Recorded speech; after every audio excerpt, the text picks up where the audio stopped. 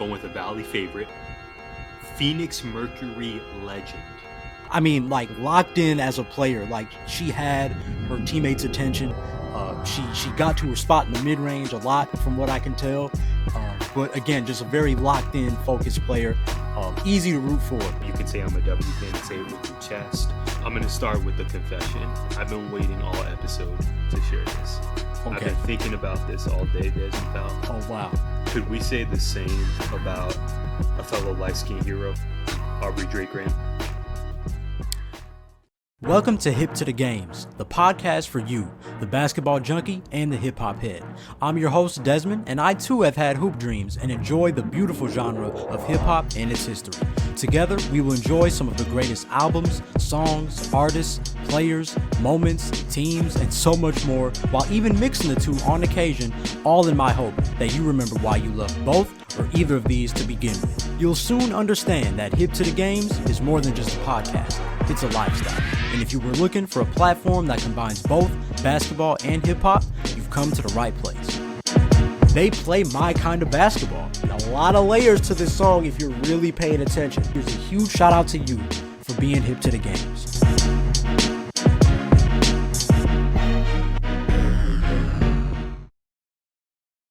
Welcome to another episode of Hip to the Games. Whether you are new to the H2DG family or a day one supporter, I appreciate you listening or watching today's show.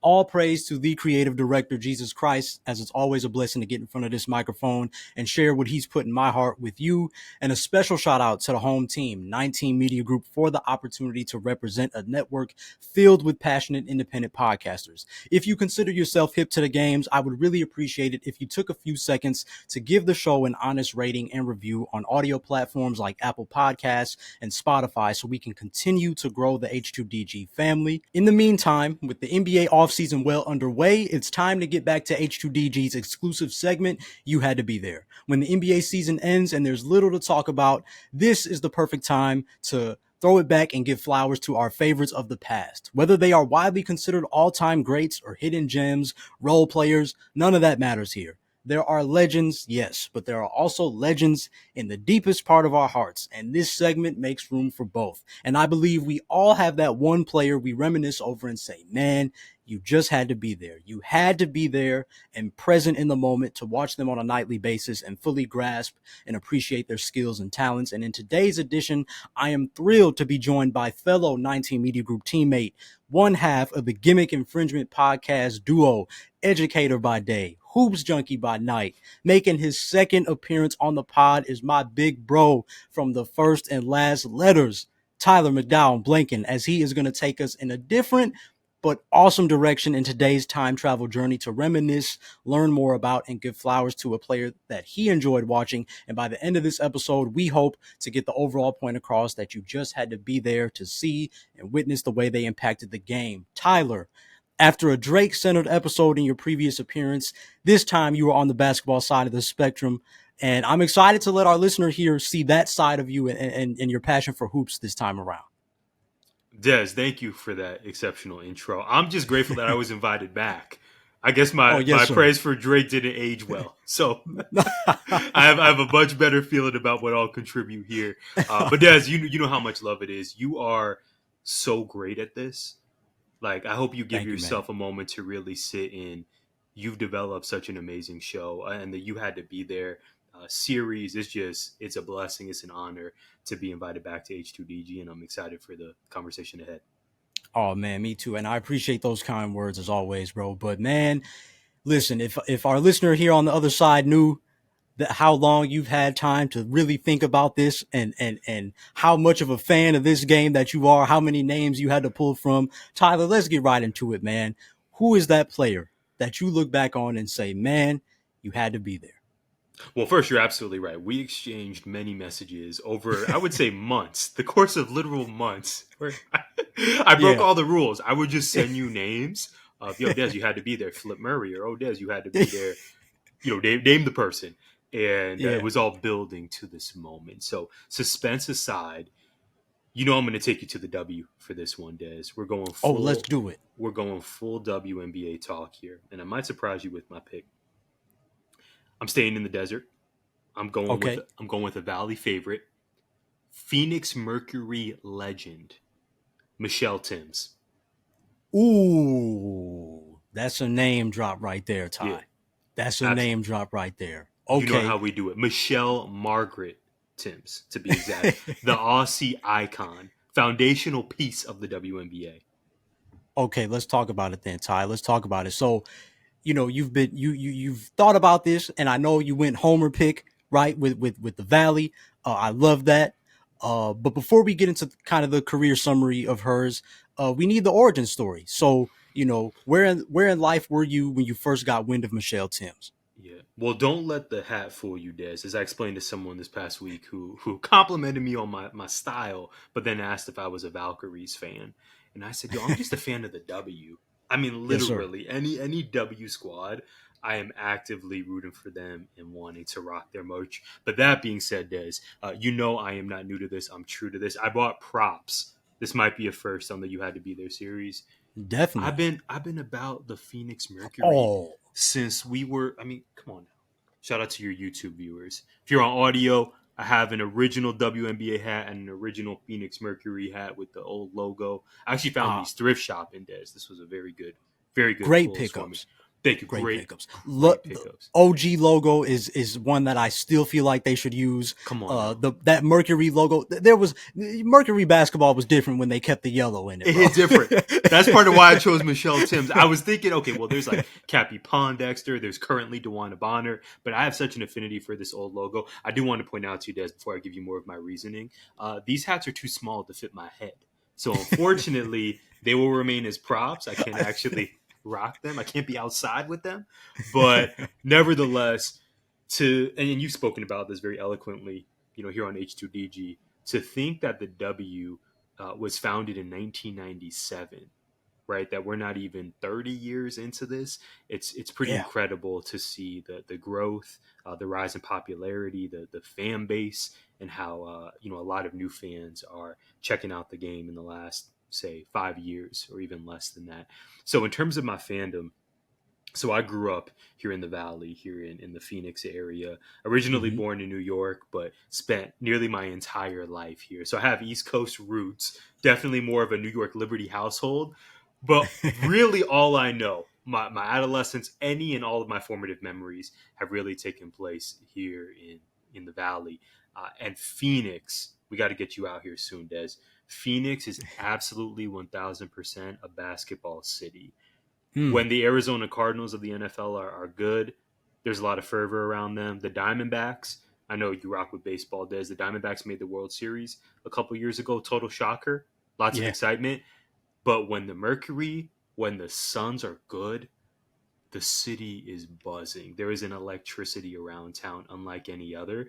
So that's awesome. recognizing that from a young age, and then also it just so happened to be my favorite sport. I remember the day. I love your intro because you put up the throwback photos of you suited Oh, up, ready to play. I remember being in the YMCA league as young as maybe 5 or 6, and just loving the game so much, loving how accessible it is. All you need is a basketball.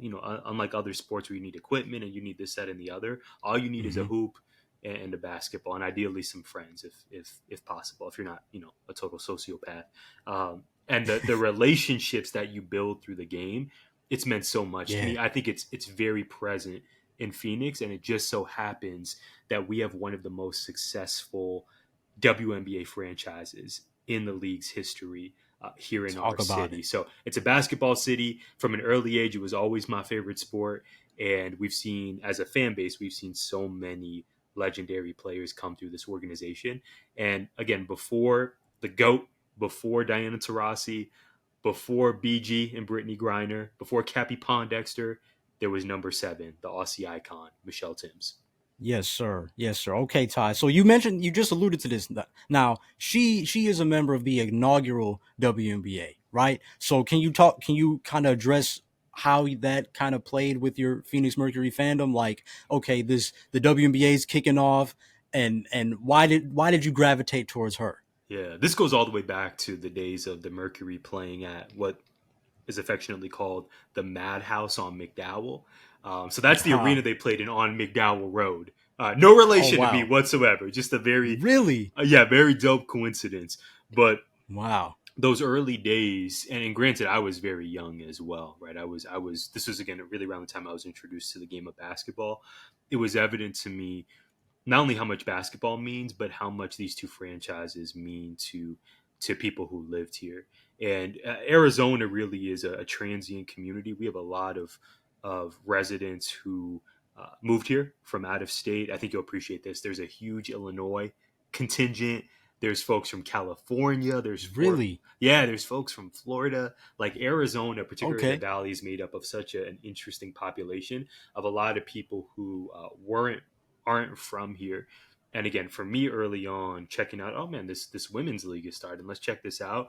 And then also seeing how the community gravitated around the Phoenix Mercury and around Michele Timms being that point guard in the spirit of a floor general. It just really appealed to me. Like you said, the jerseys were fire. I really Yeah. gravitated to her style of play with the idea of making others around you better. Des, Michele Timms has career stats in the W of about 6 points, 5 assists per game. So those stats don't necessarily jump out at you. But when you watched her play, not only did she have the respect of her teammates, but she just seemed in control more often Mm. than not. And granted, there were turnovers to be had. We know this from our playing days. Turnovers will happen, but the way Yes, sir. that she did not let that stop her from her goal or stop her from being, a really beloved teammate. It's really incredible, and she again was a foundational piece not only for the Phoenix Mercury, but as you said, for the WNBA back in '97 with the Rebecca Lobos and Cheryl Swoopses and Teresa Witherspoons of the world. Michele Timms was in that conversation, and I'm glad Mm. that she's receiving her flowers, especially here on H2DG. Absolutely. And even that makes me think, Ty, why do you think that she may not always be in that conversation among, I guess you could say, casual fans, right? Why isn't she, you don't always hear her next to Teaspoon, Lisa Leslie, Rebecca Lobo? Yeah. Or maybe is that just something for me? No, Maybe she is in that. no, straight up, straight up. You're not tripping at all. No, Okay. she's often, I don't think she's nearly as well known as those greats that you listed off, Lisa Leslie and Teaspoon. And it's not even, I think, it's a fact that she's not as well known as them. I think some of it could be style of play and statistics wise. I think Teresa Witherspoon probably had a more memorable style of play, and the team also did better. Right, you mentioned names of especially the Lisa Leslies of the world, Cheryl Swoops, etc., who won championships. Michele Timms didn't get to that level, so I think, like Mm. any sport, when you reach the top of the top, when you leave with hardware, that really enshrines you in the minds of hoops fans. So for someone who lived in the valley and lives in the valley, we have memories of Michele Timms having these really stellar performances, but it was never on the grandest stage of them all. So I think really style of play could be attributed. I think also the Phoenix Mercury not necessarily, winning those championships until the Diana Taurasi era played a factor into it. And then also, frankly, there's and ideally, luckily, by the time Lisa Leslie was really ascending, the WNBA had more of a reach. But we're talking Michele Timms, 1997 to 2001. So it's Hmm. not like today where you and I can just hop on League Pass, pay our $25 or $30, and we can get games out of market. We can do a lot, Yeah. especially at the very beginning, and then definitely if you're not playing in the finals, like the Houston Comets, who are arguably the greatest dynasty in the history of the league. If you're the Phoenix Mercury, not necessarily in the finals, it's just hard to. It was hard to see some of those games. So if you're living outside of Arizona, are you even able to catch those games Good point. YouTube, where you can go on highlights? If you even go on YouTube right now, there's not a wealth of Michele Timms highlights. So even Yeah. to this day, I can find Cheryl Swoops, I can find Lisa Leslie, two queens of the game, which is great. One of those founding pieces of Michele Timms. It's very hard to do that. Yeah, that's a good point, Ty. Because even for me, I there was a day I was trying to find Simone Augusta's highlights, and even her highlights aren't much. I think there's a lot, obviously, to your point. towards the end of her career, and then there's some highlight, maybe like crossover highlight videos, things of that nature. But you can't really find like those games that you see a lot in the NBA and a lot what you see nowadays in the W.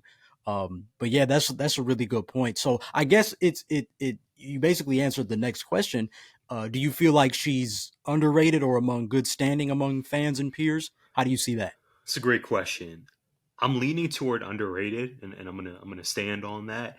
But what I do love is Tim's receiving her flowers over the years. So if we can just look at her credentials, we're talking multiple time Hall of Famer. I mentioned to you earlier that she was inducted into the Mercury Ring of Honor. I was actually there for that game. So it was, Nice. yes, it was Michele Wow. Timms, it was Penny Taylor, it Oh yeah. was it was Cheryl Miller, the inaugural head coach of the Mercury. So again, we know we love some Michele Timms in Phoenix, but nationally, globally, Des, Michele Timms was inducted into the Women's Basketball Hall of Fame in 2008, into the FIBA Hall of Fame in 2016, and then maybe most notably for your audience, in the Naismith Basketball Hall of Fame in 2024. And to me, that was an eye opener for people because Naismith has Hmm. such a huge platform because you can watch that on NBA TV every year. I think her career reached some new eyes and some new ears. So I would say underrated, certainly, but I do love that she has received her flowers for the the recognition of actually being in not just one Hall of Fame. That's already a big deal by itself, but to be in Right. multiple really speaks to how she advanced the game. Yeah, that's a great point, Ty. And I think to your point, like it's all about giving the pioneers their just due, right? Like, and that happens with time. You know, somebody had to tell me about Bill Russell, right? Somebody had to tell us about Wilt. Somebody had to tell us about Bob Cousy. So it's really cool to see the W. I think even in a lot of ways still in that phase when you think about, like you said, they're still under 30 years of existence now. But for her to be one of those names is really cool. Even for me, like I always heard her name, and what always stood out to me is that her jersey was retired, right? And you know you gotta be that girl in the W, right? To get have your jersey retired. And you know, for hers to be retired for such a long time, and even when you look at her career, obviously because the W came into existence later than you would like, she didn't get to play that much because she was in her mid to late 30s. But to still even in that window have her jersey retired and her rocking the number 7, you know, that resonates with me. That was my number. So that really sticks out when I hear her name. But Tyler, what sticks out to you about her game? All right, I know Yeah. you got the point guard gene, like you said. I know you have a thing for team players and team basketball. What is that? What kind of stood out to you, or were there other traits as well? 1000%. So I thought about current day comps. And to me, Michelle Timms had the court vision of a Chelsea Gray Ooh, I like with, that. I thought you would, with the Yeah. leadership intangibles of a Courtney Vandersloot. Okay. I Michelle like that Tim, too. yeah, Chicago. Chicago. Hey, you know what? You know what? Come on now. I know where I'm at. I know which platform I'm on. And the number 7, I forgot about that. Yeah, yeah, yeah. So to me, kind of, you take the best of those two players. That was Michelle Timms, just reliable. I think that this is usually not brought up in terms of statistics, Des, but you know when you're watching and it just looks like players enjoy playing with this person. Hmm. That's such an Absolutely. underrated skill to have. I know there's not a meter for that on NBA 2K, or we don't talk about it that much. But again, whether it's in the professional leagues, whether it's pickup, whether it's your school team, do people enjoy playing with you? That is so underrated. So that's what I enjoyed. If I could just put that under an umbrella, people enjoy playing with you and you make other people around you better. I love players who embody that. That's awesome. That's awesome, man. And I'm the same way. And I think, you know, what about this too? As you were talking, what about Lindsay Whalen? Lindsay Whalen, That would be great call. another. I Yes, think I immediately thought of her when you were 100%. yeah, when you were sharing a lot of those attributes. I immediately thought of her. She was another one of those point guards. And obviously there's Sue Bird, right? But you know, Of going a course, little of bit course. deeper into the crates, you know, One hundred as we percent. do Lindsay Whalen had a fantastic career. yeah. Okay, so Tyler, the dopest thing about Michelle Timms to me. is that you look at her rookie season and out the gate, right? I think, and there's some effect to it. I think it's the inaugural WNBA season. You're going to want to show why this should really be a thing. But you look at her stats: 12 points, 5 assists, 2.6 steals. Now, you know me, big on defense. I love a player that can get a lot of steals. So she checks a lot of boxes right there. Now, Tyler, be honest. Do you have any memories about that season, or is it just is a little vague, a little fuzzy? It's a little fuzzy. It's a little Okay. fuzzy. So Okay. I would have been. I'm exposing myself. I would have been 4 years old the inaugural season. So I was Oh, soon. I'm tripping. I'm sorry. I That's bad younger brother energy right there. I was soon. I was soon aware of the W, but obviously, as you speak to on the show, Des, as you sort of grow in age and grow in wisdom with the game, you start to watch for different things. But I would say, as soon as again I made my YMCA debut at about 5, I was aware that okay, there's the NBA, there's Jordan. There's these young dudes. Oh, you got Kobe, you got AI, you got Steve Nash, of course. But then there's also this other league that's starting with less teams, but some incredibly talented women.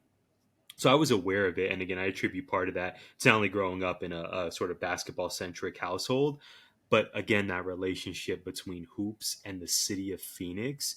You got to experience it, Des. It's special. I think back to even the Suns and their 2021 finals run, Mm-hmm. the run that was stolen by Giannis and company. It was the city was just on fire, not just because it's hot in the summer, not just because it's 110 degrees outside, but because of the fervor, the euphoria, dare I say, that is around the city when our teams are good. And something I do want to add here about the Suns is that people really get up for the Suns and pay astronomical prices to see them. Mm, It is a fact that the Phoenix Mercury are the most successful basketball franchise in the state of Arizona. I don't think as a whole we always give the Mercury the love that we should. This team has won multiple championships.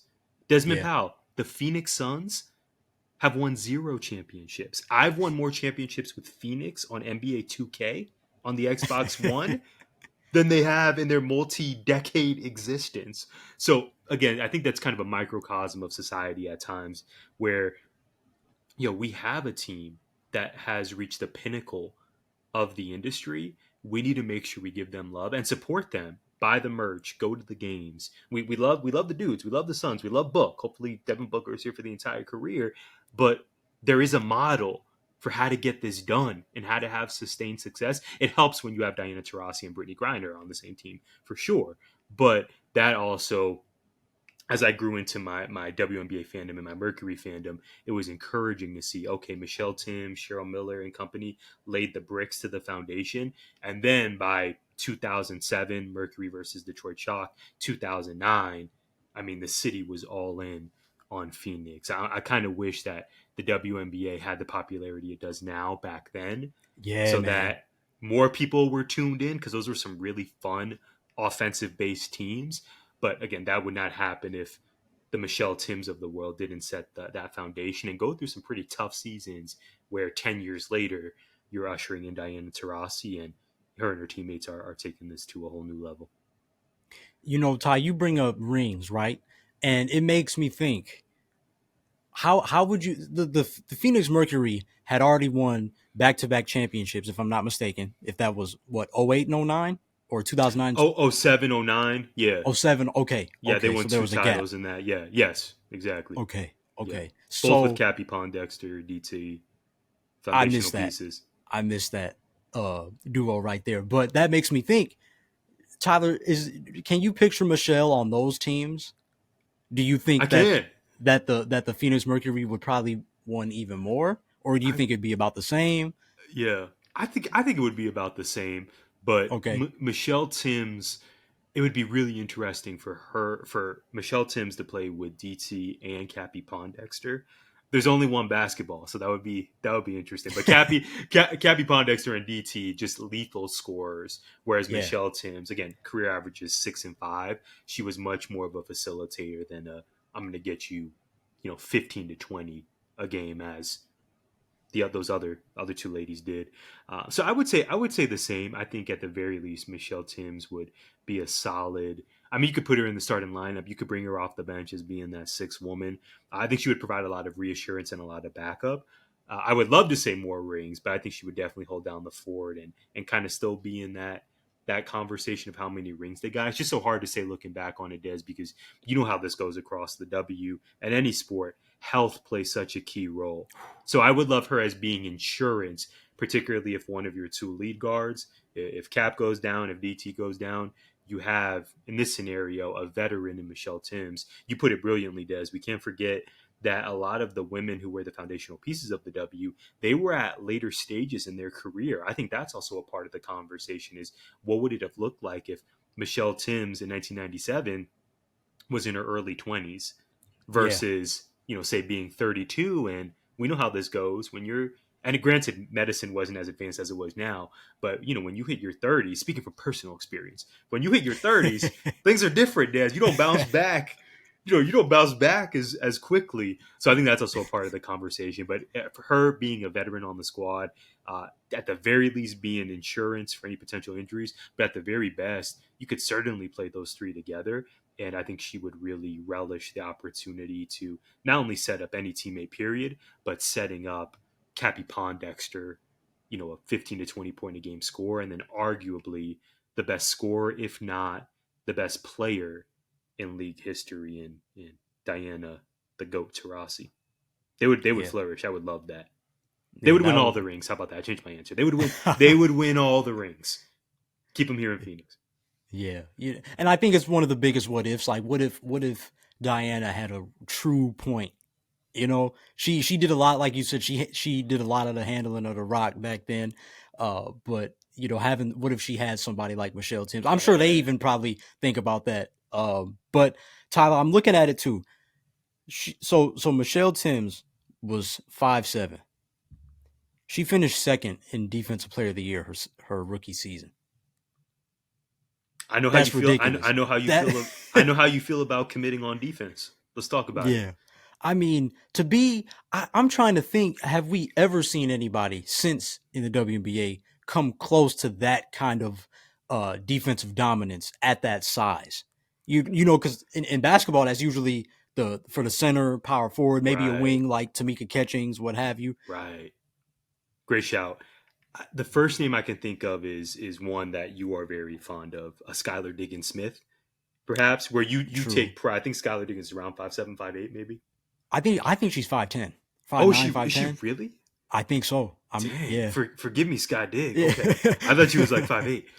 So someone, and what you said, and you said this on previous episodes because I am a loyal viewer, really taking pride in defense, right? Like I'm putting my butt down and I am stopping you. You are not going Yep. to score this basketball. It's a great point. Michele Timms being one who sets others up, and that's we like to see that brings in viewers.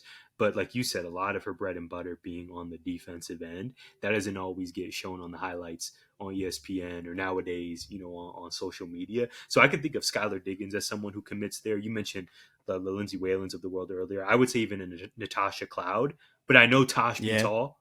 I know Yeah. Tosh be Yeah. tall. So I know she's a solid 5'10" at the very But least. the same aggression. I see what But the you're getting pride, at. yeah, the Yeah, aggression, the pride, the locking in. Speaking of great teammates who commit on defense, Tosh Cloud, one of your favorite players. Yeah, I think Michele Timms indeed. is definitely in this conversation. She loves the game, and once again, I keep emphasizing it. People just love playing with her and playing around her, and that was evident by the Ring of Honor induction. Man, she's just celebrated, and she not only was she one of the best at what she did, but she treated people well. And I think we see Des in hip hop, in hoops, you can have all the talent, you can even have a solid career, but if you didn't treat people well, or you maybe have some skeletons in your closet, that can really impact your legacy. Michele Timms did it right, like many players, right? Like the Lisa Leslie's, the Cheryl Swoopses, the Michele Timms, Rebecca Lobo, even. These are players who not only did their thing on the court, but just had an impact on people positively. So that's something I respect. You see Michele Timms's contributions abroad in Europe. We're talking specifically in Australia, where she's really viewed as a legend there and people know her name, advancing the game for the girls and young women out there. Her impact is really felt globally, which is so special to me. Yeah, man, that's all that is really well said. And you make a great point what you were saying about how the fans like gravitate towards her because of who she is. Like I'm even pulling up again the rare highlights that are out there. I'm looking at her career retrospective that they posted when she was in the Naismith Hall of Fame. And I mean, Ty, you're spot on. Like you can just see the crowd just incredible energy for her and the team and the way, I mean, like locked in as a player. Like she had her teammates' attention. She got to her spot in the mid range a lot from what I can tell. But again, just a very locked in, focused player. Easy to root for when you have those traits. 100% Des, and the accolades that she did receive overseas, again in Europe, playing for the Yes. Australian national team, and then years later you get a Lauren Jackson and other dominant players who give flowers to the OG, the people Yeah. who laid the foundation for them to be able to flourish. Michele Timms is such a, she just seems like she'd be someone fun to hang out with, someone to play a pickup game with. She just seems, like you said, such a joy, and grateful to have watched her. And now, fortunately, we have platforms like this great platform of H2DG. We have the Naismith Hall of Fame, again, easily seen on NBA TV. And we have YouTube to watch that. And it's nice that, we have these avenues to just learn more about her and learn more about all of her contributions when she was living through it and when she was doing it actively. There wasn't social media, there wasn't that reach to see all that she was doing, not only in the US, but again, abroad to further the game. She has so much love for the game that she's invested her entire life in furthering it. And particularly Mm. back in the day, Des, I don't know your thoughts on this going to school and being a W fan, but I specifically remember being in high school in the late 2000s, early 2010s, and I'll include college in this as well. And it was not viewed as being cool to be a W fan. People would say, "Oh, Yeah, it wasn't. that It people would wasn't. say, "Oh, they don't dunk," or "I'm not going to watch that. That's not fun." There was just this aura, and of course, these are people who are very ashy and ignorant. But there was just this aura around, like, no, this game is really great, and we have a responsibility to support our sisters and support these women who are tremendous at Talk what about they it. do. So I just keep going back to, man, the vibe of the league has just changed so much. And just around fandom, where it seems like you can't go out without seeing a Caitlin Clark jersey, or you can't go out, these days around here without seeing something Diana Taurasi related or Mercury related, or the Valkyries, right? We're adding teams to the W. And it's just Yep. so important that we give props to the ladies who, went through those coach flights and those contracts that were not very fruitful. We thought it was bad in pre Caitlin Clark coach flights and lack of money back Yeah. then, right? Though those foundational pieces, imagine what they were going through, but they stuck it out, and I would imagine they just must be so happy that the game is at where we are today, and the national exposure. How you can say I'm a W fan and say it with your chest. There are shirts. Yeah. Everyone watches women's sports. you know, Mm-hmm. what are you doing? Stop being ashy. Like, what a time that we finally reached this moment, and we've been waiting for it. Teenage version of me was waiting for this a while, because I can just remember back in the day at school, people would just look at you kind of crazy if you said, "Oh, I'm about to watch the WNBA instead of the Suns tonight." Man, Tyler, that actually brings back so many memories, that alone, because you're absolutely right. Like, even for me, and I think like as men, right? Like you turn on a W and as a fan of basketball, right? You're just like, hold up, like Katie Smith got a torch. Who is Ivory Latta? You know what I mean? Like, oh, Cappy Pondexter got Cappy like the best handle in the Pondexter. league. You know Yo, what I mean? let's talk You're about it. associating those same things, and yet, like you said, you didn't really have the confidence to say those things with your chest. You can't really drop that at the lunch table because your homies will be like, "Man, what are you talking about?" Right. Like, you know what I mean? So It was even it's hard to get merch back then, Des. Now incredibly it's the hard. click of, oh, let me just go to his website and click a few buttons. But even back then, watching the games, buying the merch, it was just such a chore. And grateful that we live in a time where people are just now hopefully by now seeing the brilliance of these ladies. And there are so many storylines, Des. You and I talk about this several times a week in the Yeah, chat. There are so yeah. many different stars and different storylines to invest in. I know you've accused me of being unfaithful to my favorite players. I'll hit you up one day and I'll say, "Yo, my Satu, yo, my Kelsey, or Yeah. yo, my Airy," and you're like, "Bruh, you got to choose one. You can't. Everyone can be yours. You got to. Who is your team or who is your favorite player?" Because I just love all these personalities. The stud buds you've mentioned on your show. There are all of these personalities, and what I love is that. And the W is not perfect, especially league offices and marketing the game. I know we talked about that when we had you on Gimmick Infringement. Thank you for blessing us with your presence. Yes, We'll sir. see what Kathy Engelbert and company, how they handle all this. But the women of the league seemingly can really be themselves. They don't have to present themselves in a certain way, or they don't have to, appeal to the eyes of men or anything like that. They can just be themselves. They can hoop, and rest assured, people are going to go to these games. People are going to buy the merch. People are going to lock in, and they can again say with their chest that they're a fan of the W. Des, I'll tell you, I am way more locked into the W just in general than I am the NBA. And I don't say that It's for understandable. IG clout or for anything like that. I'm just more locked into the W. I just enjoy the product more than the NBA, particularly during the regular season. It's not just the league is much shorter because the NBA is kind of a sloth to get through.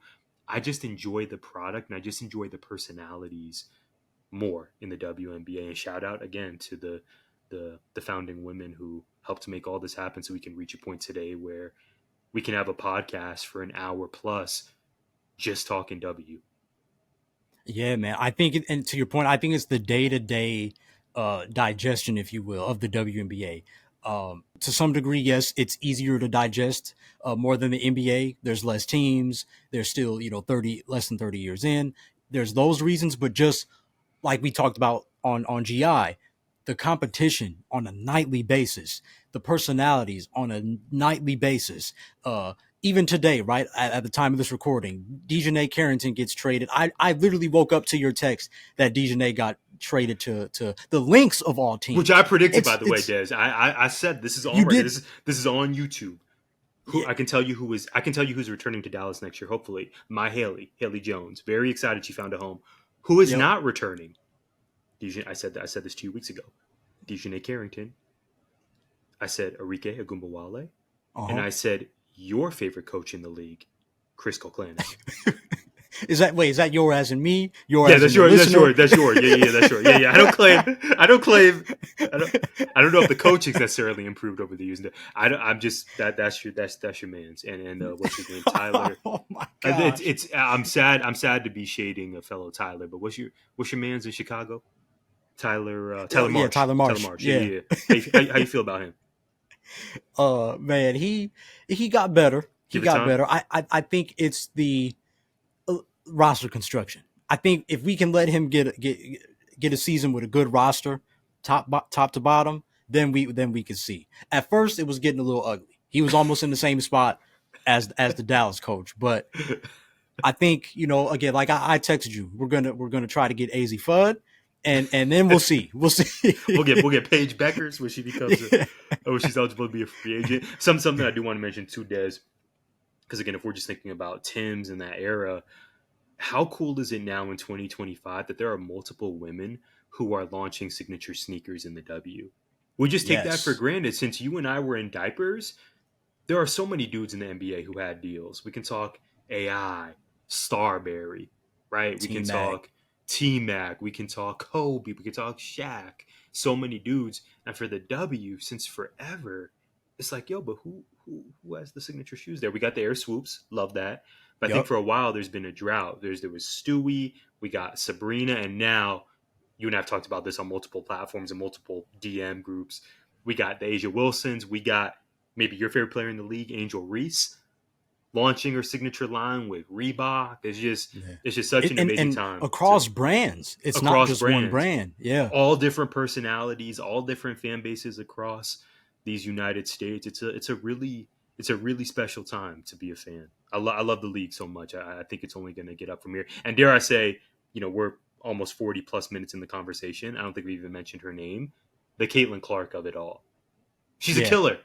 Yeah, She man. is a great player, and I'm just so locked in to see how the rest of her career plays out. I'm probably the biggest Caitlin Clark fan in most of my group chats, but I think you and I may share that distinction. I love the way she plays.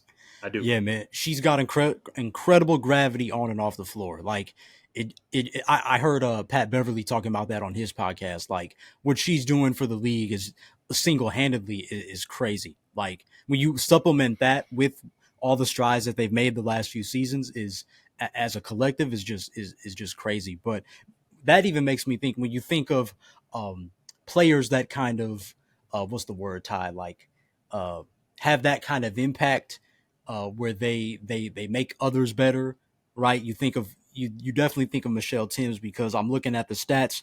Her first year in the league, they go 16-12. At that time, that's first in the West. Let's see. Unfortunately, they do lose in the semifinals to the Liberty. Again, to your point, at that time, it's like if you weren't the Comets, if you weren't the Liberty, like it was a little thin there. But that's the inaugural season. The season after that, 19-11. So winning records here, winning records, deep playoff runs. Even that year, unfortunately, they lost to the Houston Comets in the finals, Right. 2-1. Year after that, they do have a losing record, 15-17. Yeah, it got, Yeah, and you know how that goes. It's I think for a lot of the teams we root for, great call in the comments, reaching the finals, but uh, history usually doesn't remember when you lost to a team in the finals. They only remember the victors. It's so hard to bounce back, but she's it still, is. at least from our viewing point, in the stands or on the couch, she still handled herself with class and was still beloved by the city and really well liked by her teammates. And there was so much good vibes and just affinity for Cheryl Miller being the inaugural head coach of the Mercury, a Very legend true. in women's basketball, just basketball period in her own right. Crazy. The foundation of the Phoenix Mercury was so well constructed, and I think in large part it was due to, as we know as hoops fans, who's your HC and who's your star player. And in Mm-hmm. our case, fortunately in Phoenix, we had that. But yeah, you're right. Two strong seasons out the gate. Unfortunately, you run into the buzzsaw known as the Houston Comets, and then after that is it's hard to get back to that stage. Yeah, and even when they did bounce back, she only played 8 games that year. Right. Again, I think that was the decline was starting then. But Yeah, you're I 34, think, 35. You played a lot of basketball before this. yep, Absolutely. yep. So, but again, I think it was an impact thing. The fact that they had a great head coach, great leaders like her in the locker room.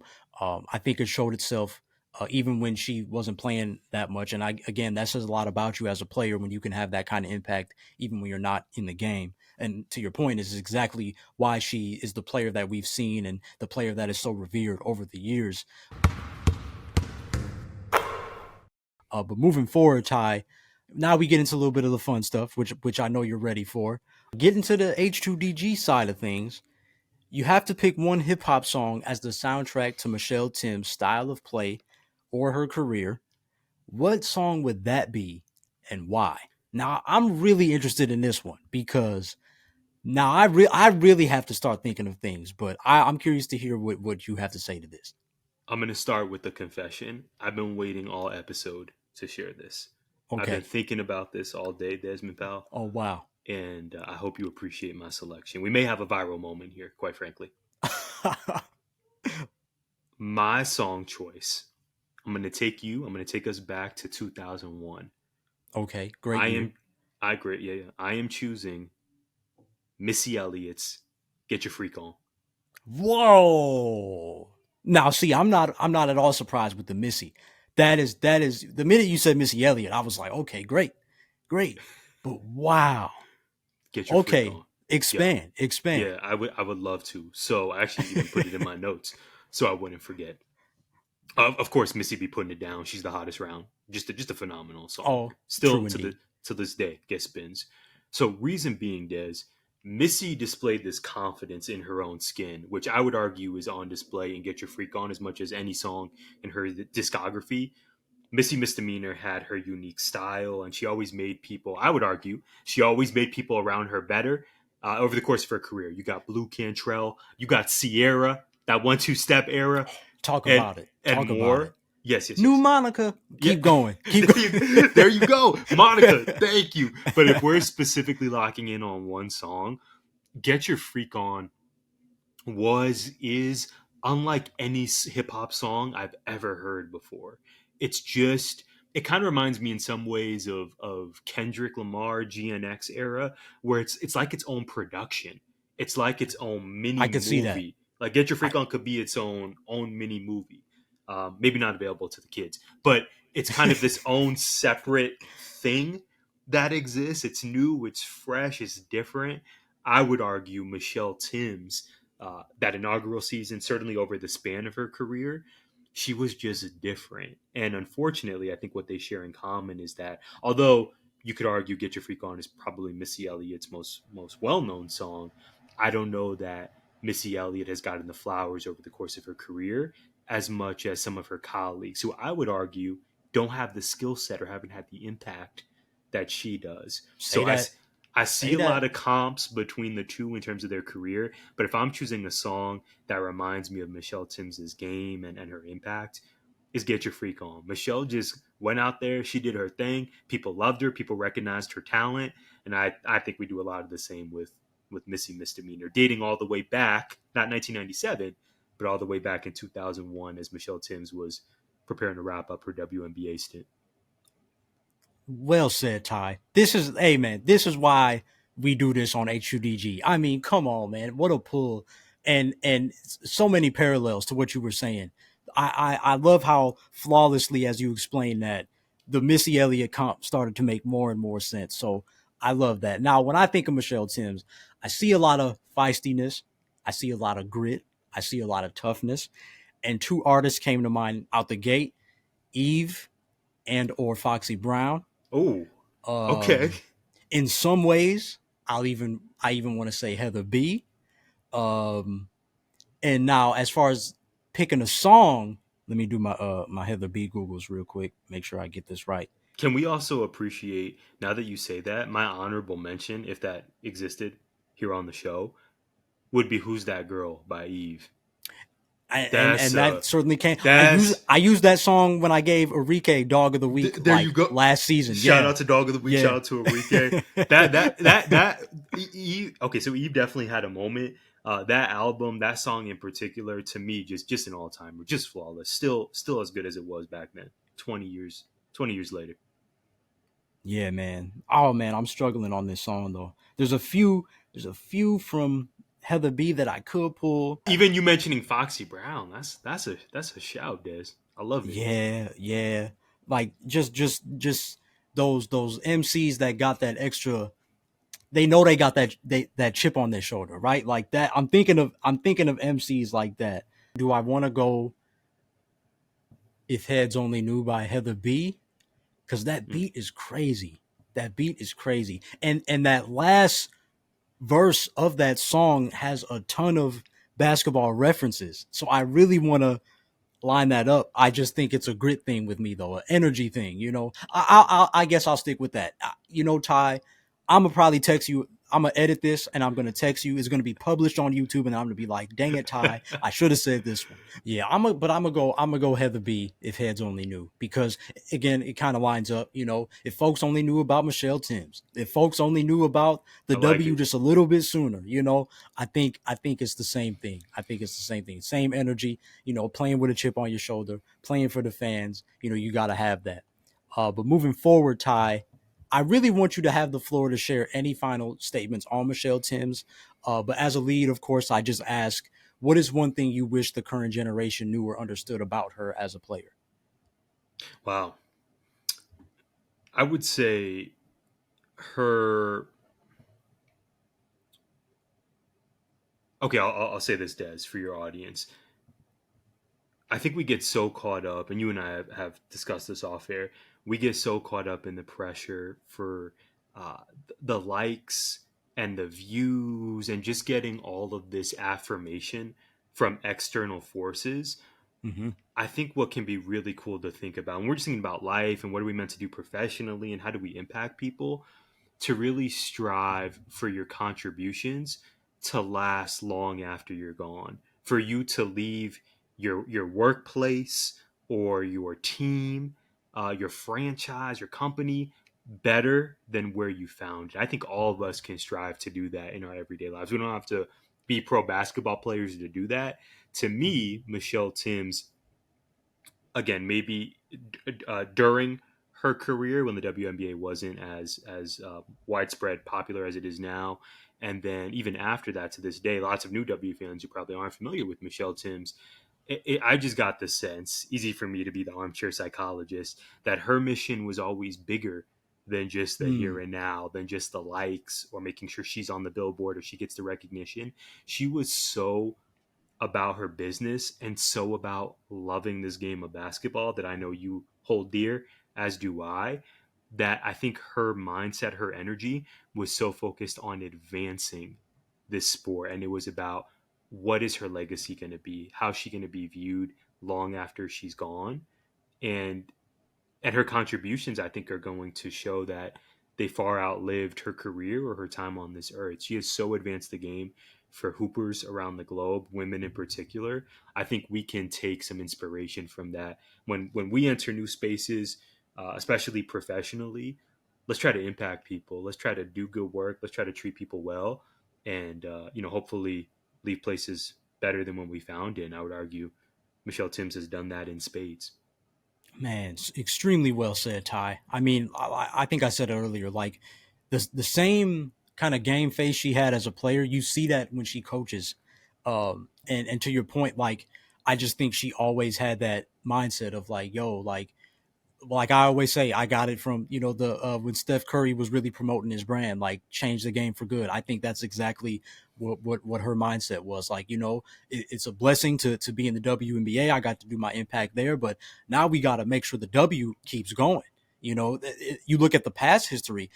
If I'm correct, when Ann Myers was in the game, like there was a And Myers professional league. Drysdale, yeah, Yeah, another Phoenix icon for it, sure. it didn't it didn't last that long. That professional Right. league didn't last that long. So I think when you think of the pioneers like Michele Timms, it's all about to your point, how can we leave this game even better than before? And now the players of today are already taking that same baton, who are still in the league and still have some accolades they can still get. They're already taking that same approach. So extremely well said, Ty. I totally agree. Well, thank you, Des, and I love and likewise, I love the bet on yourself of this all across sports, culture, pro wrestling, everyday life. I love a good bet on yourself story, and think about, Yeah. because again, she entered the W, let's say around 32. Think about maybe the times in her past where she wondered if the WNBA was ever going to happen. Right? I would Ooh. imagine that she could have taken many different roads professionally, but she loves basketball. She believes in her abilities. And then eventually the WNBA starts. And, for 5 seasons, she is a huge piece of now one of the W's, I would argue, signature franchises. So I just love a good bet on yourself story. And I know this gets thrown around a lot, but she's certainly true to the game. She just is so cool. I would love to. I would love to have a shoot around with her, or just spend time with her because it seems like she's one of those people where. Last thing I want to say, Des, also just to me applicable to everyday life, sharing your knowledge and your abilities with people. Right? You and I talk about that in the podcast game when you have folks who aren't Yes. selfish and like, no, I got mine. I want to harness this. I want to keep this here. Everyone look at me and celebrate me. I love when we meet people IRL in real life and when we have these figures who seemingly are the antithesis of that and they want to spread knowledge. They want to lift other people up. Hey, I got here. People help lift me to this position. I have a responsibility to reach down and bring people up with me. It's one of my Yep. favorite things. Yep. Yeah, man. Absolutely. Absolutely. And you know what, Ty? I almost forgot. Thank the Lord I didn't. You have one opportunity to put Michele Timms in the current WNBA with four current players that would realistically fit with her style of play. Who would those four Yeah, teammates be? Let's get it, Ty. Let's get that's great. That's great. I love it, Des. Okay, it. so I'm gonna go. I think this is maybe celebratory of the moment we're in because she's the talk of the W. I'm gonna sign up Paige Beckers. for this experience. Let's do it. I'm gonna go Haley Jones. My Haley. Okay. This is important to me, Des. I think we're on the up curve here. Yep. I'm rocking her sneakers, so I gotta go. To me, the best player in the world currently, A'ja Wilson. Okay. So we got Michele Timms. We got Paige Beckers. We got my Haley Jones. We got A'ja Wilson. One more. And it's tough. You could go either way with this. I feel like we need some more shooting if we're keeping it a stack. We need some more. True. You can space the floor a little bit. We need to space the floor a little bit more. I just came crashing back to me like, okay, I think we need a little bit more. Okay, a shooter. Okay, this is clear. She's an important part of our friendship. Big Al, not little. Allisha Gray. I like that, Ty. Okay, you got Allisha Gray and Haley Jones on the wings, who can fit with any roster. I feel like you got the scorer in Paige, who a lot of people would say is eerily similar to Diana, who Michele didn't get to play with. I see what you did. Hey, I see what you did. And okay. then you got the post presence in A'ja. Like you do. I feel like I got to fit a Phoenix Mercury. Can we get a 6-woman off the bench? Can we get a? I'm regretting not choosing Satu. No, I'm gonna stay on business. I'm happy with my selections. I'm happy with my selections. But if needed, if we need to pick up one more free agent, I got to get Phoenix connection in there somewhere. But I feel happy about those choices. Now, I love your rationale. Paige is a no-brainer. Allisha, you and I talked about this. She's having a moment right now and is just ascending. I'm really excited for Haley Jones. I think her in Dallas, I wasn't expecting it, but her in Dallas makes a lot of sense. I think she could bring that. In this hypothetical 5, I think she could be kind of that nice glue piece who is, being better by being around these other talented players. And then A'ja Wilson. I mean, come on now. You didn't expect me to not name 22, did you? Yeah, right. Yeah, man. Let's see. Okay, you got Michele at the 1. At my 2, I need buckets. You had a great pick, of course. Let's see. There are guards coming to mind, but they do a lot of ball handling. I would want somebody that could still play off the catch. Let me see. Ooh, give me Rukia. I need a bucket. Jackson. Okay. I need a bucket. I need a young bucket. Future H2DG sponsored by Skechers. Are you planting the seed for that? Another player with a shoe deal. Hey, I won't knock that Skechers money. That would always be nice to the podcast fund. Ty. You know how it is. You know how it goes. So you got Rukia on the wing. I do. I got Rukia on the wing. That's a great choice. Ty, I like scores. I feel like I gotta double up with scoring. Let me see who else is out there.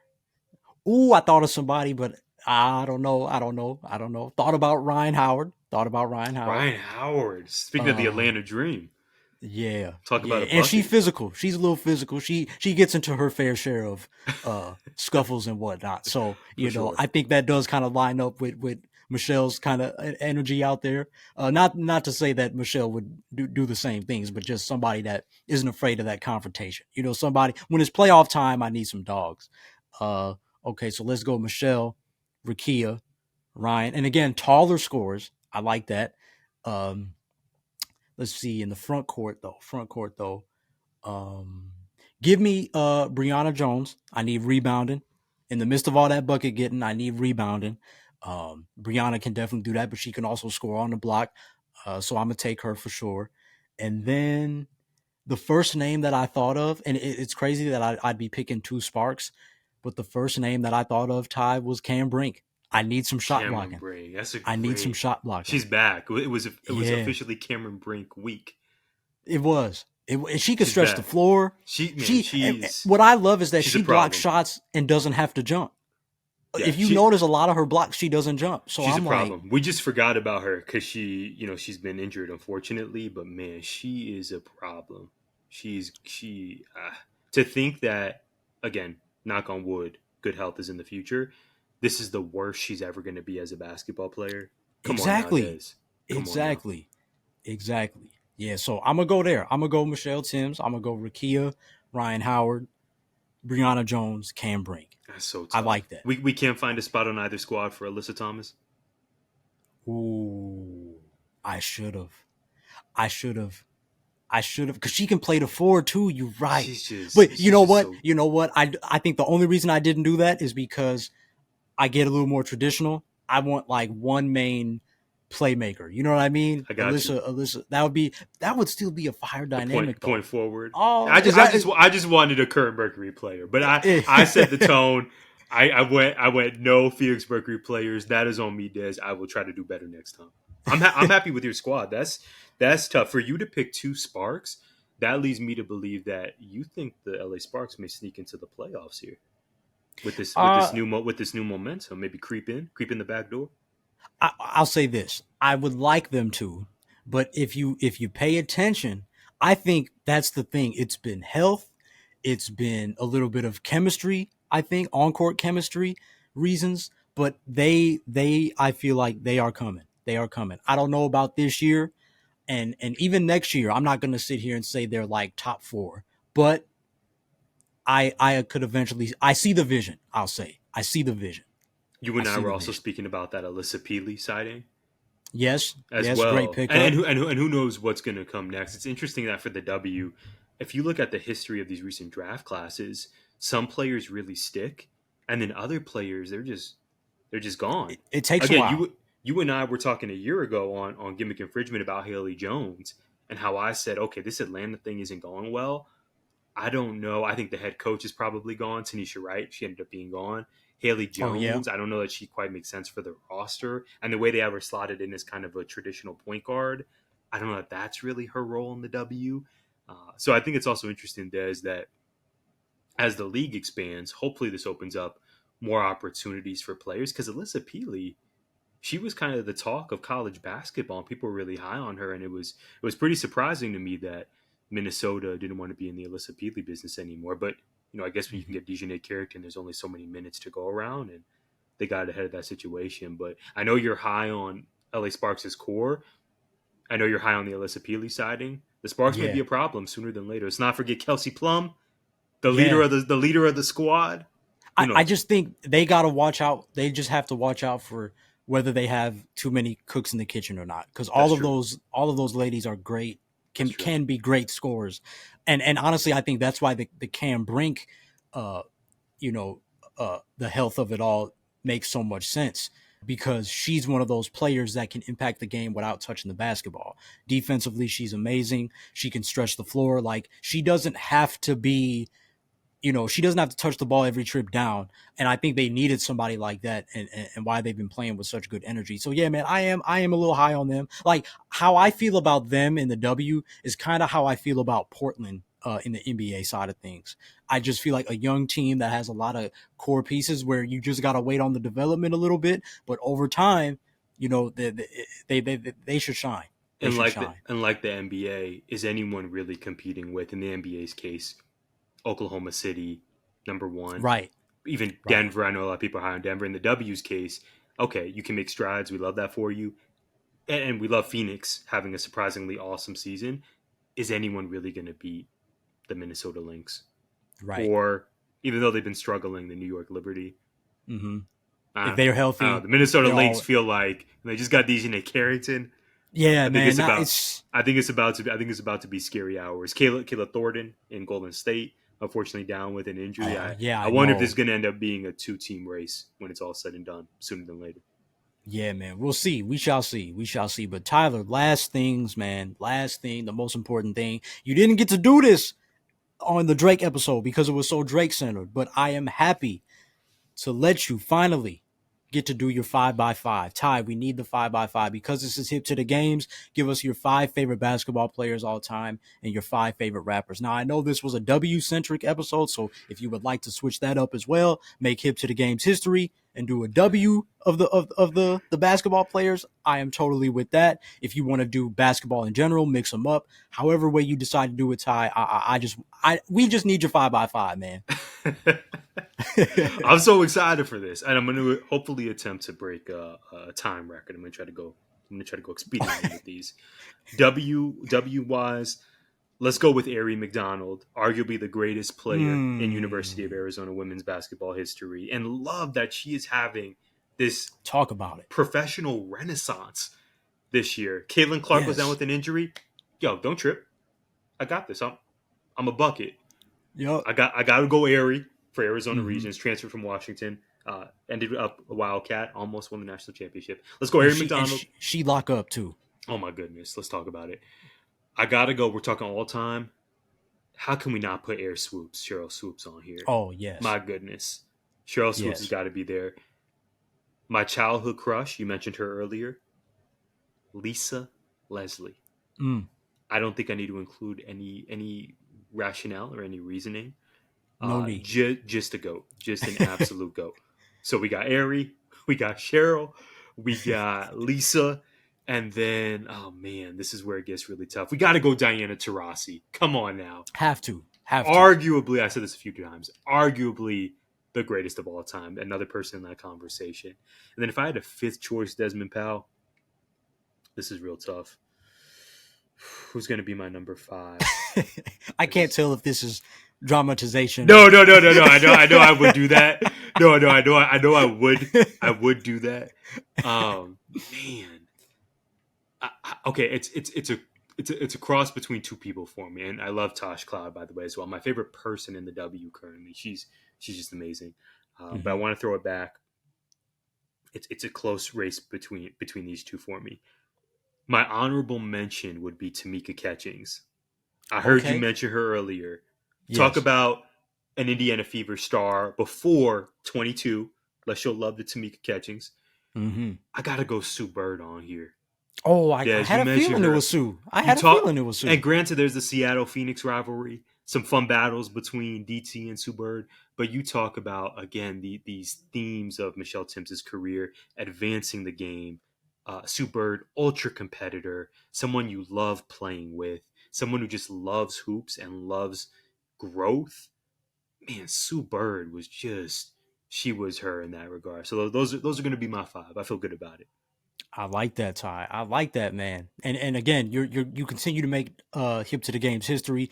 First WNBA player for the You Had to Be There series. First W lineup for the 5x5.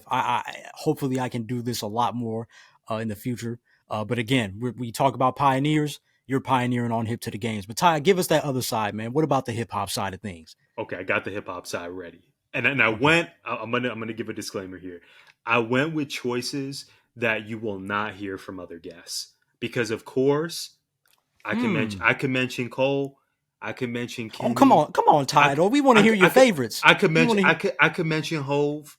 All great discographies, Desmond Powell. But I am here to make history, and I'm here to give you 5 names who are my favorite. Are you ready for this list? Okay, let's get it. Okay, well, I gotta give you that disclaimer. Also, shout out to Logic. He would be my honorable mention here. But my 5: MC Lyte. Oh yes. Rhapsody, my favorite rapper currently. Shout out to North Carolina's own. We don't talk about Rhapsody as much as we should. Man, so poetic, so graceful, but so enforcing as well. You know, absolutely. She's the girl. I always say she's the girl at the park that, you know, don't play. Like if you're not gonna hoop for real, you might as well get off the court. Facts. I might go with a more obscure name here, but he has some of my favorite current work. Brooklyn's own Coda the Friend. Ooh, Coda the Friend, big fan. Check out his album Photo. Those listening and watching, if you haven't already, FOTO from a few years back. Really enjoy Coda. Next, I'm gonna go. Okay, this is in part due to you being my favorite resident of Illinois. I got to go Saba here. Really love Saba's work. Yep. I discovered him on Angels with Chance the Rapper. Looking at the Care For Me album, looking at his most recent work. Really love what he does and how different he is. He gets a lot of love. He does. I do believe MC Mills also mentioned Saba on hers, if I'm not mistaken. It was either Smino or Saba. One of those. Shout out MC Mills. Oh, Smino. That's a great choice. Des, I might surprise you with my 5th one, but I have so many fond memories of this era. My 5th and final choice for my 5x5 on the MC side of things. I got Men in Black era Will Smith. Wow. Oh yeah, you got to expand on that because they don't know. Some of these people kind of forgot. They're gonna see the what he did, the recent freestyle he did, and be like, but no, you remind them about Men in Black, Will Smith, man. Those soundtracks were crazy. I like to provide joy. I like to think of better times before that. What's his new song and video? I Like Girls. Oh yeah. I think you mentioned that on the show weeks ago. Just the, it looks like it's a prank. Is the probably the best thing I could say about it. I don't know, but there was a time when Will Smith was making good music. Men in Black, that era, and I'm even thinking this may even be a little bit before. We're talking getting jiggy with it. Desmond Powell. We're talking Miami. Mm-hmm. Like that whole era, Wild Wild West, Men in Black, Oh, Wild Wild West. the videos, the aura, the bars. It for me, it's those songs. They just make you feel good, right? They And I do. like music. I like music that makes you think and makes you reflect. I also like the playlist, the songs I can add that just make me feel good. And that era of Will Smith does that for me. I love that title. Look, I am never gonna fault anybody for including Will Smith on any hip hop list because don't let the acting fool you. Like he started out with the pen, man. So I always try to remind, especially the newer generation, that he has some great movies, but he can spit too. So, and I love that you were specific as well. That it's always sometimes it's the era, sometimes it's not the whole 100, sometimes it's the Yeah, it's the era. So stuff you got to specify. I wanted to slide in Logic because you and I have shared many conversations yes. about his discography. So he would be my honorable mention for sure. But these are all artists who I enjoy, past and present. Would you include him as a six man? You can have a six man. Oh, for sure. Yeah, Okay. Okay. absolutely. And if I think about, because Saba, I do enjoy Saba's work. I just wanted to throw a nod to you because not only are you the Prince of Chicago, but I got to show love to the state of Illinois and your viewership there. But Logic at the very least would be in that sixth slot for me. You and I have talked about that Under Pressure album, and I know your question is more, I guess maybe ideally a whole body of work because I think some of his albums have been hit or miss. But Yeah. that Under Pressure album, Des, when I think about just some of my favorite albums and albums that are not just good music, but are mini movies, are projects, are just art. For me, Logic Under Pressure, it fits that description. I want to say because I think you and I wrote words about this. We did. I want to say it was like 2011 is when the album came out, if I'm not mistaken. Uh, 2012. I thought Was it I later? thought it Well, was 2014. It was 2014 2014. because we did the 2014. 10 year. We did the 10 year last year. Forgive me. Yeah. Yeah, Logic at the very least has got to be coming off the bench for me, simply off the strength of Under Pressure. That album to this day is one of my favorite hip hop albums of all time. I think it's an absolute masterpiece. It's a shame it was his first because I don't know that he's reached those same heights. But my goodness, that album just hits me differently. Yeah, man. And the thing I always say too is like, and especially coming off the Young Sinatra mixtapes into Under Pressure, I feel like it was the kind of album that really said like, hey, like you okay, I got my reputation. Now I make this great studio album built off that, kind of combining all those. I think that was Right. great. But Ty, why the crazy thing is how is it that Logic, when he was kind of more into the facade of hip hop, or I should say the persona of what you would think of a hip hop artist having, the more he played into that was arguably his best album. But then when he started being himself, his music kind of went down. Isn't that such a crazy like change of whatever if you I don't know the word for it, but like such a weird transition, it's almost like ironic because you're supposed to be yourself, you're supposed to, Mhm. that should be what you would think is the music that resonates with people, but unfortunately for Logic it just didn't go that way. Could we say the same about a fellow light skinned hero, Aubrey Drake Graham? I don't know about When Drake. playing into the facade of That's a good question. I just would say no because you look at the recent What Did I Miss? That was always Drake. Like I'm gonna be 100 with you, and I'm gonna make it sound good. Like yeah, are we back by the way, Des, with Drake? Are we back? Are we back? by back you mean like is he top dog again, or do you mean back as in like Yeah. the Kendrick stuff is over, or do we think he is going to recover and we're going to rock? Do we not only are we going to rock with him, but do we see another great album in Drake's immediate future?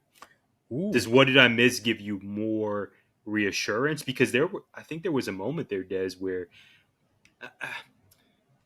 not to relitigate the yeah, Kendrick yeah, versus, right. we've already been there. That could be its own separate 2 hour podcast. But I think there was a moment where legit day one Drake fans, such as myself, thought, man, I don't know if Drake's going to recover from this. There's going to be a portion of the fan base that always rock with him. Particularly, I think a significant portion that are women, which is always interesting to me. I'm always eager to hear what women friends of mine think about Drake, and especially nowadays. And it seems like every woman I know went to his concert in Glendale like 2 years ago, which I was mad I didn't go. Tickets were just crazy. But I think there was a moment where collectively we were like, yo, is Drake just kind of done now? Is he just kind of take his ball and run with it? There But of was a course, little bit of that. the petty king couldn't do that. He came back and fired shots at LeBron and company. I guess my question is, do you see another, not only commercially successful, but in Desmond Powell's opinion, another great album in the likes of let's say Nothing Was the Same, um, Take Care? Do we see another great Drake project being possible from the certified lover boy 2025 post demise via that dude from Compton? Yeah, that's that's a really good question, man. Because I think do I think Drake has it in him? Yes, but do I think he's going to get to that point? I don't know. I don't know if I can say yes to that. I really think Drake would have to, because and I feel like again, this is hip to the game, so we rolling with it. But I just think when I don't know if I told you this, Ty, the Amen video with Meek Mill popped up on my TikTok, and I felt, again, it's awesome to see that, especially now that I'm about to turn 27. He was, I believe, 27 when that came out, or 26, one of those. And it felt like he was just getting started. Like, he had great, don't get me wrong, he had great projects and features. Like, we knew he was the guy. But that, seeing that Drake again compared to what we've seen the last few years, it was different. It was different. I felt like at that time he was just ready to take the rap slash hip hop world by storm. And I don't know, and rightfully so. He's accomplished everything you want to accomplish in this game, but I don't know if he wants to go. I don't. I think it would have to take for him to really sit with himself to get back to that kind of those levels of music, in my opinion. Um, I mean, sure, maybe something like this is exactly what it took for him to make an album like that again. I don't rule it out. I just don't know how confident I am in saying that, yes, we will get one.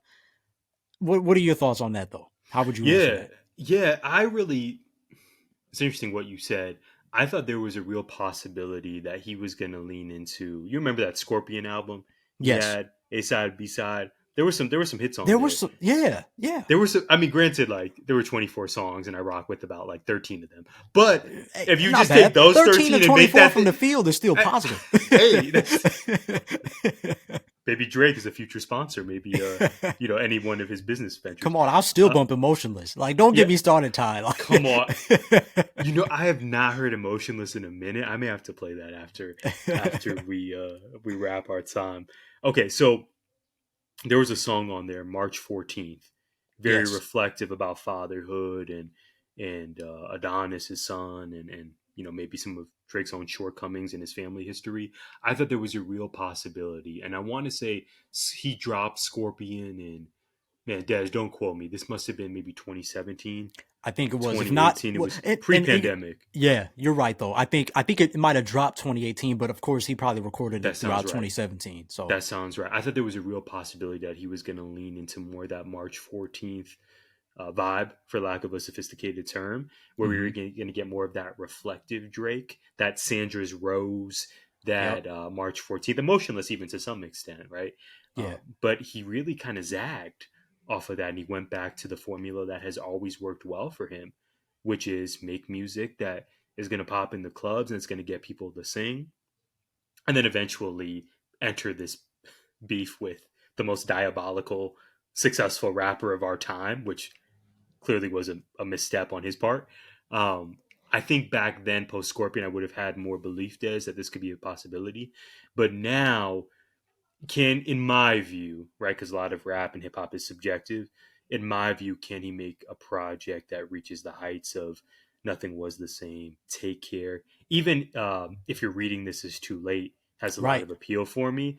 I'm less optimistic that we're going to get there, because the formula is, or that he executed with Kendrick, was take time off, get fake abs, and then come, and then come. I know you saw that Instagram post as well. Which, by the way, the video for What Did I Miss? The second half I really enjoy when he's just like in rooms rapping, but the first half, my man is just surrounded by like 150 firearms. Yeah, which screams help. If we being all the way real. Yeah, it's H2DG. There's no other way to do it. We got to be all the way real. It's concerning. Like, this is not.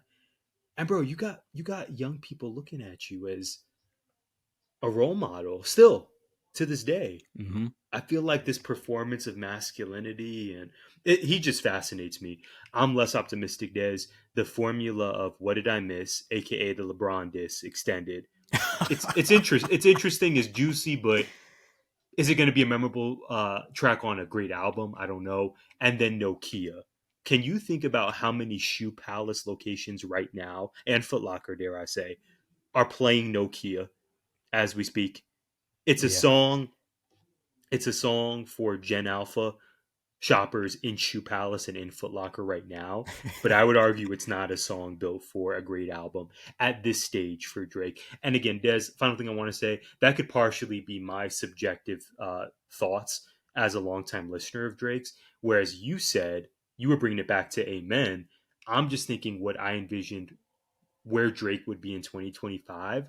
Not saying full dad rap, but I thought we were going to get more of that March 14th aesthetic, if you will, where it's like, yo, what I was rapping about on So Far Gone or Thank Me Later, that's just not me anymore, because I'm just in a different stage of life, but I can still make good music.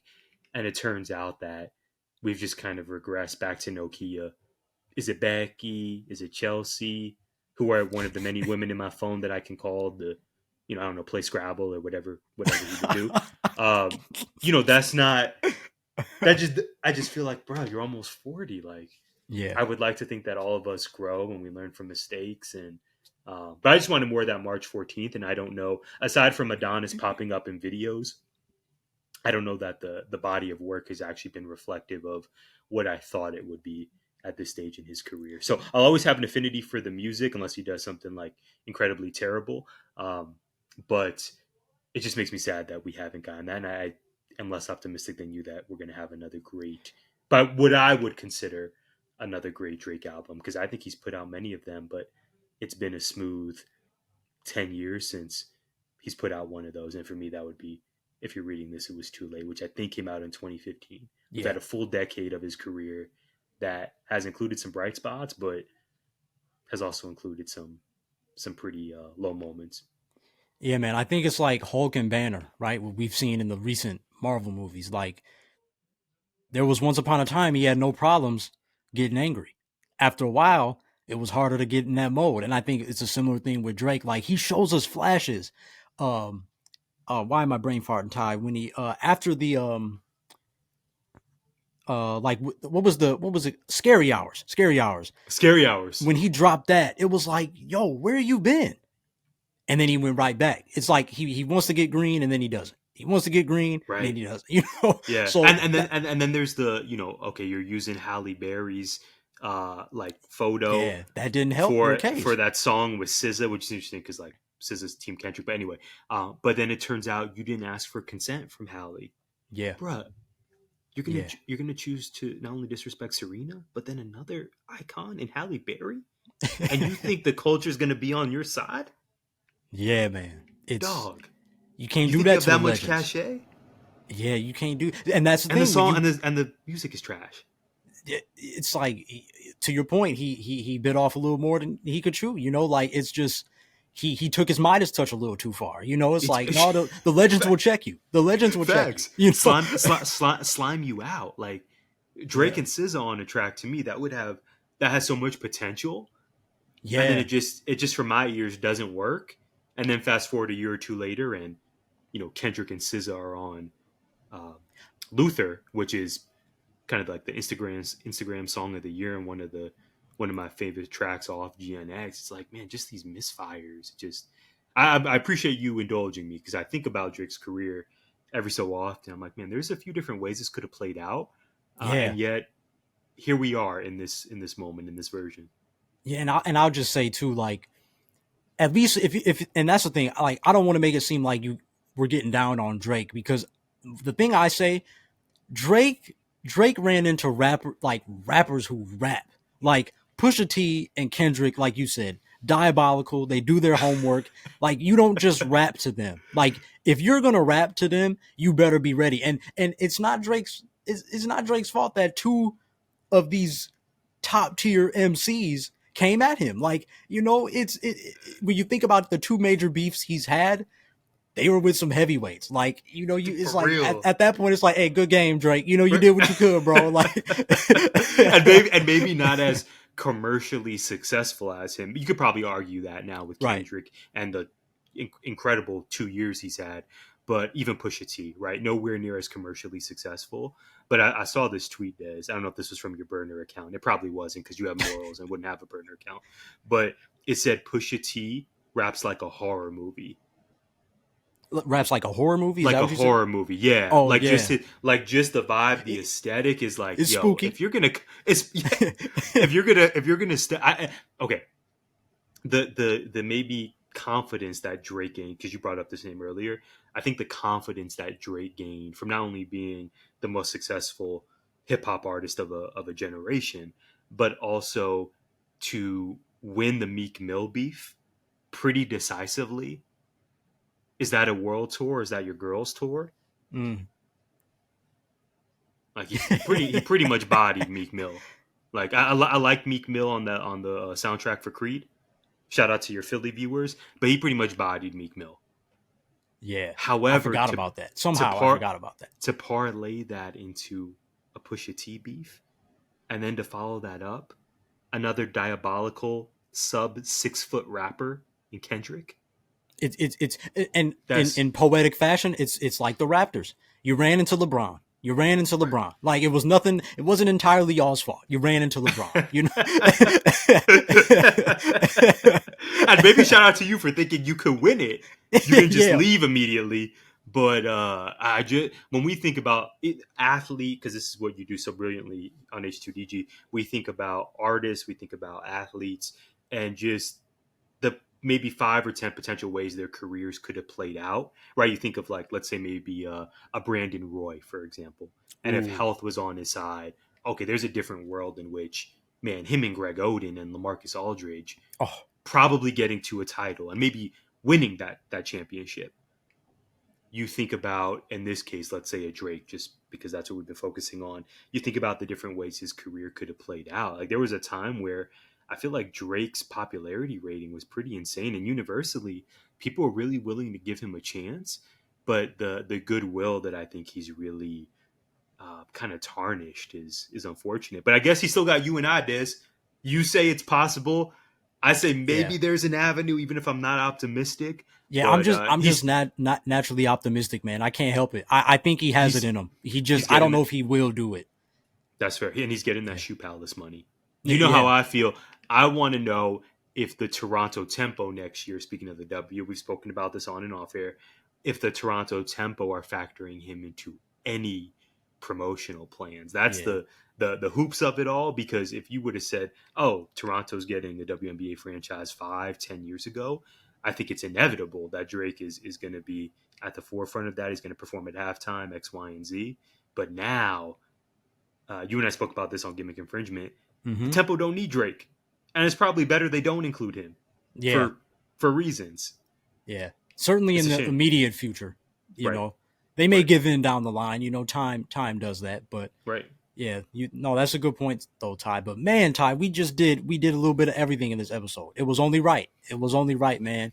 From Michele Timms to great hip hop name drops and discussions, and great 5x5 from Ty. Just a historic episode all around. From you, man. I once again I appreciate you for your time and bringing that passionate fandom to H2DG and reminding us all why not only that we just had to watch and we should have been there for Michele Timms, but that hip hop and basketball continue to go hand in hand, and there's plenty of great artists and great basketball players to follow and be fans of. Of course, with the W, as it just continues to ascend, we'll get more players who will take the baton that was dropped off by Michele Timms, and all this is really what Hip to the Games is all about, man. So I appreciate you. But before you go, please let our listener and viewer here know how they can follow you and keep up with everything you got going on. Des, thank you so much for the opportunity. I love everything you do with H2DG. It is truly, not only do I consider it a blessing to know you, but an honor to be invited back. And we got time for Drake. Two for two. I think it was important. It was topical. But no, man, you can find me at Tyler J. McDowell, specifically on Instagram, and the two shows that I'm blessed to be a part of. So as you mentioned earlier, Des, Gimmick Infringement, pro wrestling, pop culture every single Monday. You can follow us at GIPod19 across the social spaces. Really honored to be a part of 19 Media Group with the great co-host, my great co-host, Brad Winchester, and yourself amongst a stacked roster.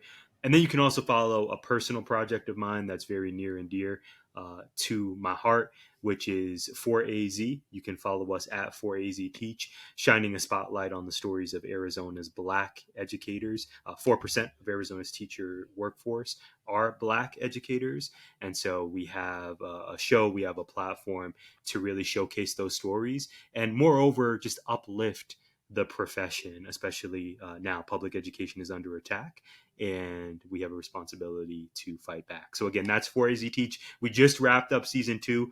This brother right here was our opening guest for season 2, episode 1, to discuss the 1-year anniversary of the Pop Out, Kendrick Lamar in the classroom, and more. So thank you, Des, for blessing us with your presence. Again, that's 4AZ Teach. Season 2 just wrapped up. 7 great episodes. Check it out. Thank you for having me, Des. And of course, much love and blessings to you and your audience here on this great platform. Man, there you have it, Ty. Appreciate you always, brother. And our listener should have peeped that you just dropped a bar when you was talking about 4AZ attack back. I don't even know if you peeped that, but so Tyler, this is the most H2DG episode in a minute, man. So I love it. But there you have it. Thank you, Tyler, and thank you for another episode of Hip to the Games, all for the love of the best combo there is. And of course, here's a huge shout out to you for being hip to the games and tuning in once again. Peace out and God bless. Hope you enjoyed this episode of Hip to the Games, and if you enjoyed this episode, be sure to hit up the socials at Desmond Powell _ and at Hip to the Games on Instagram, Twitter, and TikTok so you don't miss out on the fun. And please follow or subscribe to the show and leave a review on the podcast platform you're on right now, as your support is greatly appreciated.